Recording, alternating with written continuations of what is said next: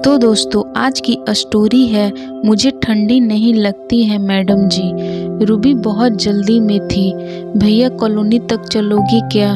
Please मना मत करना, पहले से ही बहुत देर हो गई है, इतनी रात भी हो गई है, अब कोई रिक्शा भी नहीं मिलेगा। आप पैसे ज़्यादा ले लेना प्लीज़। अपने एनजीओ के काम से वापस आते हुए रूबी ने कहा। काफ़ी देर से रिक्शा तलाश रही थी, मिल ही नहीं रहा था। सर्दी के मौसम में तो वैसे भी 6 बजे ही कितना अंधेरा हो जाता है। वैसे तो हमें जल्दी घर पहुंचना है मैडम जी, लेकिन पहली बार किसी ने हमसे इतनी इज्जत और प्यार से बात की है, तो हम आपके लिए हम चलेंगे, आइए बैठिए, रिक्शे वाले ने कहा। रूबी रिक्शे में बैठ गई और अपनी मंजिल की तरफ चल दी।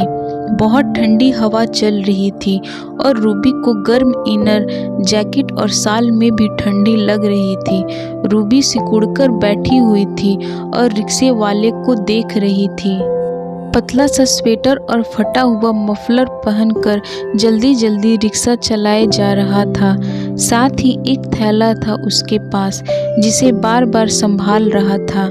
बहुत देर तक नोटिस करने के बाद रूबी ने पूछ ही लिया, मैं बहुत देर से देख रही हूँ, आप बार बार इस थैली को संभालने में लगे हो, ऐसा क्या है इसमें? तो उसने जवाब दिया, मैडम जी ठंड बहुत ज़्यादा हो रही है, कई महीनों से पैसे जोड़ रहा था, आज अपने बच्चों के लिए गर्म कपड़े ले जा रहा हूँ, उनके स्कूल के लिए भी स्वेटर, टोपी और मोजे हैं इसमें, और अपनी पत्नी के लिए भी एक शॉल ली है, खुश हो जाएगी।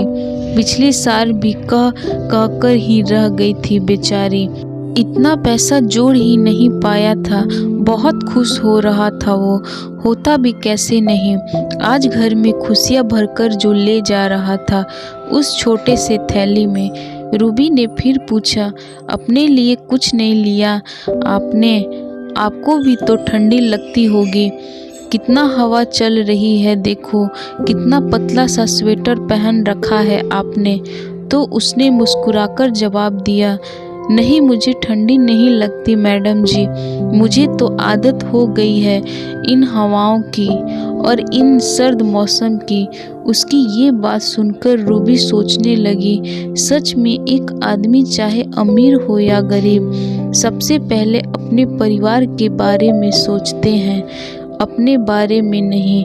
कितनी मेहनत करते हैं अपने बीबी बच्चों की खुशी के लिए। मेरे पापा भी ऐसे ही हम सबके लिए कपड़े लाते थे हर तीज त्योहार पर, और सर्दियों का मौसम शुरू होने से पहले भी अपने लिए जब लेते थे, जब मम्मी और हम बहुत ज़्यादा जिद करते थे। एक बार शॉल भी लाए थे पापा, जिसे मम्मी बड़े शान से ओढ़कर बाहर जाती थी और अपनी सहेलियों को बताती थी कि रूबी के पापा लाए हैं मेरे लिए। मैडम जी आपकी कॉलोनी आ गई, कहाँ उतरना है? रिक्शे वाले की आवाज़ से रूबी अपने ख्वाबों की दुनिया से बाहर आ गई और बोली, बस थोड़ा सा आगे और लेना है भैया। अपने घर पर उतरकर रूबी ने रिक्शे वाले से कहा, भैया आप कल दोपहर को मेरे घर आ जाइएगा प्लीज़, मुझे बहुत ही ज़रूरी काम है। ठीक है मैडम जी, आ जाऊंगा, कहकर वो चला गया। रूबी घर पहुंचकर अपने पति के गले लगाकर बोली, thank you Aman, thank you for everything. Aman ने कई बार पूछा कि क्या हुआ, लेकिन रूबी यह कहकर चुप हो गई कि कुछ नहीं, बस मन हुआ आपको थैंक यू कहने का। रूबी को रात भर नींद नहीं आई और सुबह उठकर अपने और अपने पति के वो सभी कपड़े बाहर निकाले जो अभी 2 या 3 बार ही पहने हैं। दोपहर हो गई, दरवाजे पे दस्तक हुई। रिक्शे वाले भैया ने आवाज़ लगाई, चलिए मैडम जी, कहाँ जाना है आपको? तो रूबी ने कहा, कहीं नहीं, अंदर आ जाइए। वो अंदर आ गया और रूबी ने उसे बैठने के लिए कहा। वो ज़मीन पर बैठ गया तो रूबी ने कहा, अरे भैया ऊपर ही बैठ जाइए, नीचे क्यों बैठे हो?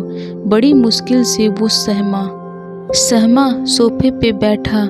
रूबी ने उसे पानी दिया और बोली, ये बैग है, इसमें कुछ कपड़े हैं तुम्हारे और तुम्हारी पत्नी के लिए, और ये तुम्हारे बच्चों के लिए। मेरे बच्चे तो बड़े हो गए हैं और बाहर पढ़ते हैं, लेकिन आज ही खरीद कर लाई हूँ, पहनना ज़रूर। और हाँ, ये कुछ कंबल भी हैं। आज के बाद कभी मत कहना कि तुम्हें ठंडी नहीं लगती। आप भी इंसान हो, अपना ख्याल रखोगे तभी तो अपने परिवार का रख पाओगे। ये कुछ मिठाइयों के डिब्बे हैं, अपने बच्चों के लिए, ठीक है? घर ले जाओ। बैग लेकर जाते हुए उस रिक्शे वालों की आंखों में आंसू थे, क्योंकि आज उसने पहली बार मानवता का ऐसा रूप देखा था जिसने उसकी इतनी सम्मान दिया, उसकी परेशानी को समझा। रूबी के मुख पर संतुष्टि की वो मुस्कुराहट थी जो ये दिखा रही थी, कुछ ही दिलों की ही सही, लेकिन इंसानियत अभी जिंदा है। तो दोस्तों, आज की आपको ये स्टोरी कैसी लगी कमेंट बॉक्स में ज़रूर बताएं। और अगर आप मेरे चैनल पे नए हैं तो चैनल को लाइक, शेयर और सब्सक्राइब करना ना भूलें।